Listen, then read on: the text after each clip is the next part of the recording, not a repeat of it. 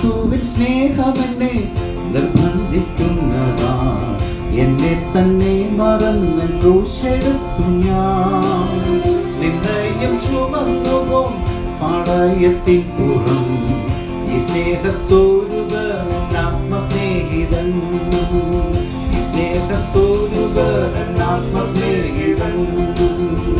ദുഃഖത്തിൽ ആശ്വാസമായി ലോകത്തിൽ എൻ സൗഖ്യമായി ഘോര വിപത്തുകളിൽ എന്നെ താൻ ശാശ്വത ഭുജങ്ങളാൽ മാറോടണച്ചിടും ഈ സ്നേഹസ്വരൂപൻ ആത്മസ്നേഹിതൻ.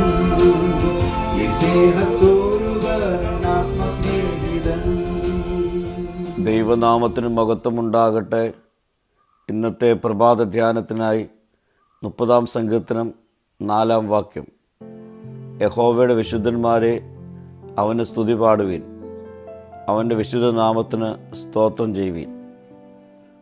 സങ്കീർത്തനത്തിൻ്റെ ആരംഭത്തിൽ ദൈവം പ്രതിസന്ധിയിൽ നിന്ന് രക്ഷിച്ചതിനും പ്രതിസന്ധി കൂടുതൽ ദുഷ്കരമാക്കിയ എതിരാളികളിൽ നിന്നും സ്തുതിയും നന്ദിയും പ്രഖ്യാപിക്കുന്നു. ദൈവം സങ്കീർത്തനെ ഉയർത്തിയതുപോലെ സങ്കീർത്തകൻ ദൈവത്തെയും ഉയർത്തുന്നു.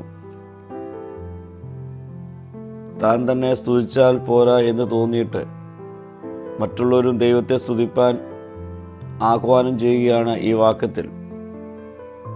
അവൻ്റെ വിശുദ്ധ നാമത്തിന് സ്തോത്രം ചെയ്യുവിൻ. പരിശുദ്ധൻ പരിശുദ്ധൻ പരിശുദ്ധൻ എന്നതാണ് സാറാഫുകളുടെയും കെരൂബുകളുടെയും ഗാനപല്ലവി. നാമം അതിൽ പങ്കുചേരുക. ഈ കാര്യത്തെക്കുറിച്ച് പാടുന്നതിന് വിശുദ്ധന്മാർക്ക് മാത്രമേ അവകാശമുള്ളൂ എന്നതിനാൽ വിശുദ്ധിയുടെ സംഗീതത്തോടെ നമുക്കും അവനെ സ്തുതിക്കാം. ദൈവത്തിൻ്റെ വിശുദ്ധിയെ അംഗീകരിക്കുന്നത് സന്തോഷത്തിൻ്റെയും നന്ദിയുടെയും ഉറവിടമായിരിക്കണമെന്ന് ഈ വാക്യം സൂചിപ്പിക്കുന്നു. പ്രിയ സ്നേഹിതരെ, നമുക്കും ദൈവത്തോട് നന്ദി പറയുന്നവരാകാം. അവൻ നടത്തിയ വിധങ്ങൾ ഓർത്താൽ എങ്ങനെ നന്ദി പറയാതിരിക്കുവാൻ കഴിയും? ദിനംപ്രതി സ്തുതിസ്തോത്രം അർപ്പിക്കുന്നവരായി നമുക്ക് രൂപപ്പെടാം.